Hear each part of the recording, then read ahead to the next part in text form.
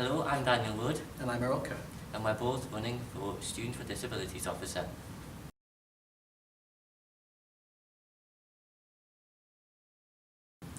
Whilst I don't think there's any real way to make students engage with university life too much, I'm the president currently of the Newcastle University Disability and Neurodiversity Society, which was ratified earlier this month, as a space and community for students with disabilities, and we can use that space to amplify their voices. To further encourage the engagement that we've already started, our aim is to hold monthly drop-in sessions for any disabled student to attend, as well as publicising.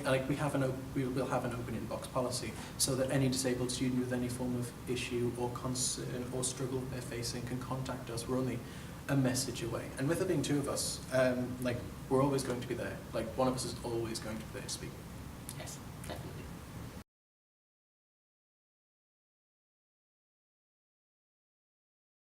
So our aim is to expand fully what Disability Awareness Week does for students. It's an event that both allows for students without disabilities to gain knowledge and some experience on what disabled students go through, but also allows for students with disabilities to be a far greater part of student life and student society, as it were. This year, not only would it be fully organised and run by disabled students, but each night of the week we'll host a talk held by students on topics surrounding disability, in order to kind of work toward normalising conversations toward it.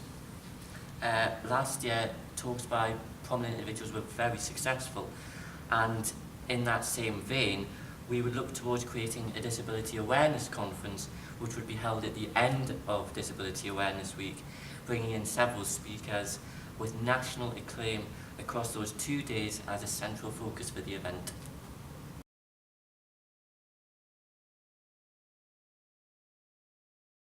I think it's important to recognise that disability isn't a discussion that people have or a situation that people can acknowledge. Disabled students often don't really know what options they have available to them, and they don't really generally know what the university has to offer. Similarly, many people, both at the uni and general, either don't understand the limitations that people with disabilities have, or are considered unaccommodating to students. Whether students have a physical disability, psychological disability, neurodiverse impairment, mental health illness, it needs to be genuinely recognised, understood, and your needs need to be met in a difficult situation.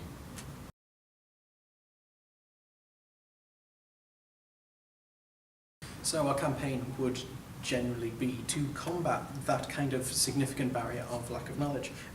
So to combat that, we would, our central campaign is focused around raising the profile of students with disabilities on campus. So we have a good few ways of doing this, and it expands well beyond the Disability Awareness Week plans. We want to increase available information available on campus, whether that's through flyers, whether that's through advertisement in the Students' Union, or individual talks and information evenings within schools.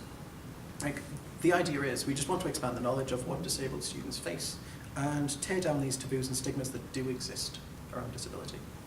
In doing this, we just want to create an environment that is safe and accessible by students with disabilities, and allow them to feel that their voices are entirely valid.